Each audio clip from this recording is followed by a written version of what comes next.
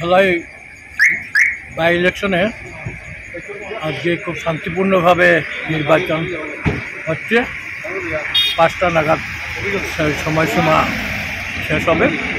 খুব ভালো রেসপন্স হয়েছে। ওখান থেকে কোনো প্রতিবাদ ধারণা শোনা যায়নি।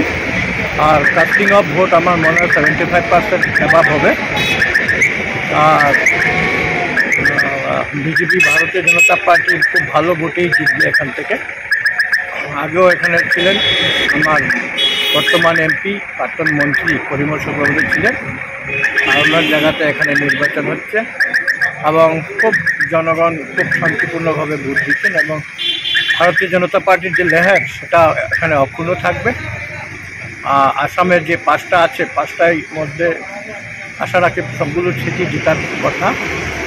আর এটা তো আমরা 100% এটা বিজয় নিয়ে আপনারা কতটুকু আশাবাদী? হ্যাঁ, 100% আশাবাদী। কারণ এখানে সবাই কংগ্রেস রয়েছে, নির্দল রয়েছে, কিন্তু বিজেপির একটা শক্ত ঘাঁটি আগের থেকে রয়েছে।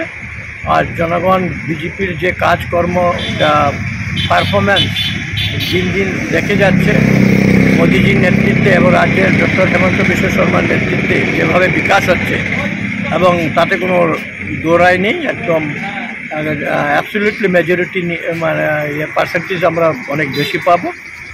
আর যেহেতু রাজ্যে আমরা ক্ষমতায় আছি, কেন্দ্রেও আমরা ক্ষমতায় আছি, প্রত্যেক জনগণের বিজেপির কাজকর্ম দেখে সন্তুষ্ট হয় বিজেপিকে এবারও এখান থেকে নির্বাচন করে। সংখ্যালঘু ভোটে কেমন সাড়া মিলছে? হ্যাঁ, যথেষ্ট সংখ্যালঘু থেকেও যথেষ্ট প্রভাব পড়েছে এবং ওনারা দেখেছেন বিভিন্ন সবকা সাথ সবকা বিকাশের যে নারা সেটা উপকৃত হয়েছেন এলাকার মানুষ। আর সেটার এই ভোটে ফলাফল মিলবে।